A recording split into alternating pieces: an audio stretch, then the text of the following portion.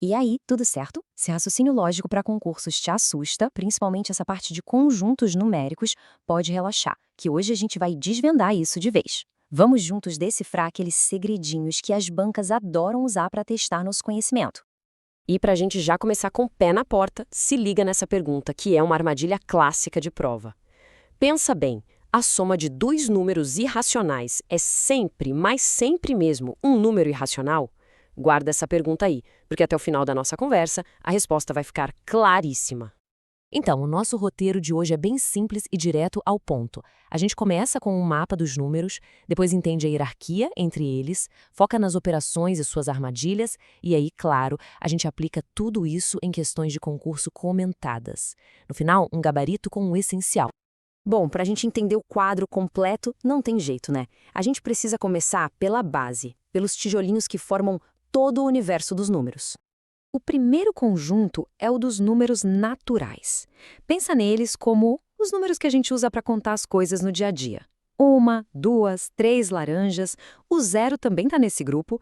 E o mais importante, aqui não tem espaço para número quebrado ou negativo. É só isso, bem simples. Tá, mas a vida não é só contar coisas positivas, né? E quando a gente tem uma dívida ou uma temperatura abaixo de zero? Aí a gente precisa expandir um pouco esse nosso universo. É aí que entra o conjunto dos números inteiros, representado pela letra Z.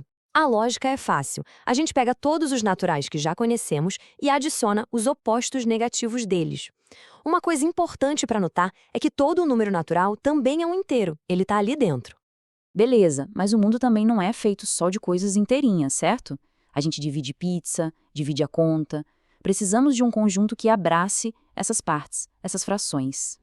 E é aqui que entram os racionais.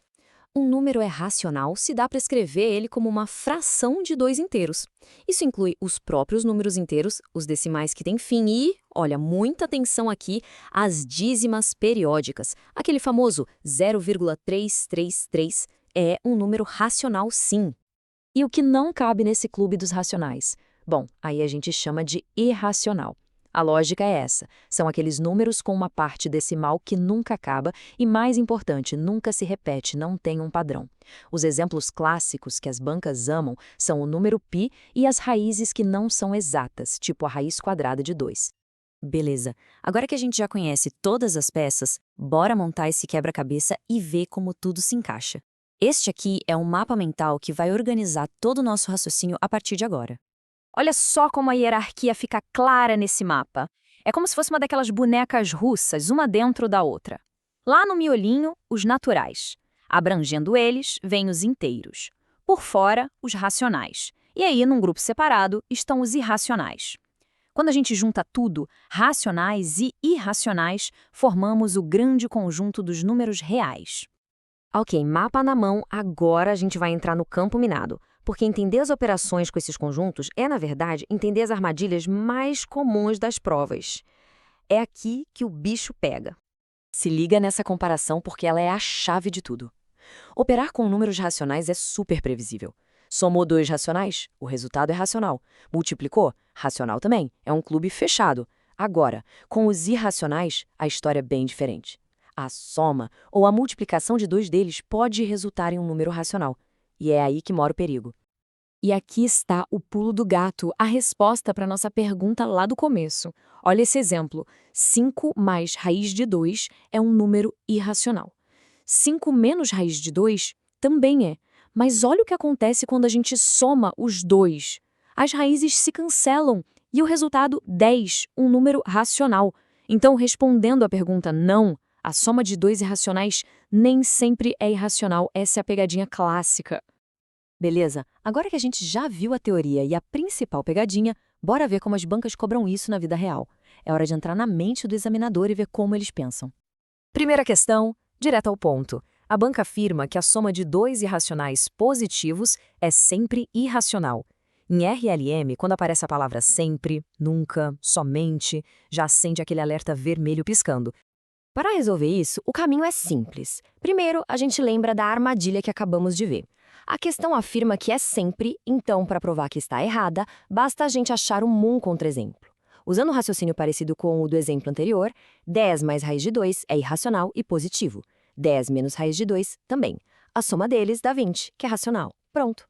A afirmação é falsa. A pegadinha aqui foi exatamente essa: tentar nos induzir a achar que a regra que vale para os racionais também vale para os irracionais. Não vale. Gabarito, errado.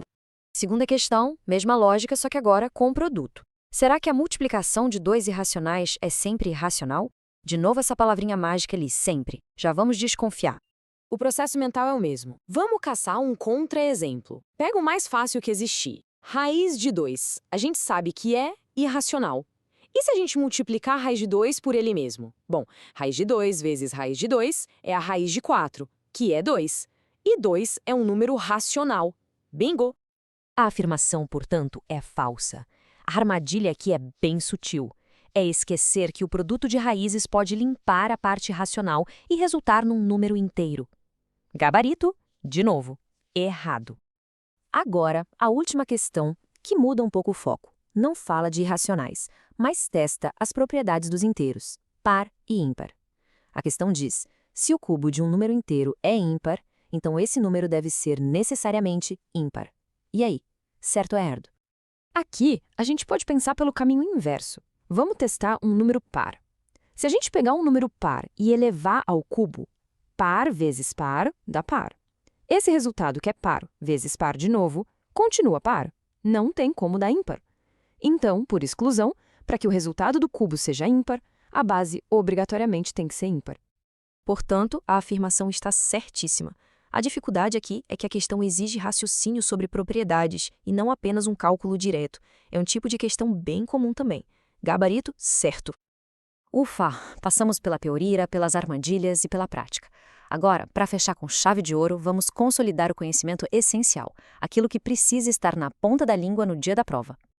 Então, vamos lá. O que tem que ficar gravado na mente? Primeiro, o mapa dos conjuntos, naturais dentro dos inteiros que estão dentro dos racionais. Todos eles, junto com os irracionais, formam os reais. E o ponto de atenção máxima, o alerta de pegadinha. A soma ou produto de dois irracionais pode sim resultar em um número racional. Essa é, sem dúvida, a principal armadilha das bancas nesse assunto. E com isso, a gente encerra a nossa análise sobre conjuntos numéricos. Espero que tenha ficado tudo mais claro. Até a próxima aula. E não se esquece de se inscrever no canal e ativar o sininho para não perder as próximas aulas, beleza? Valeu!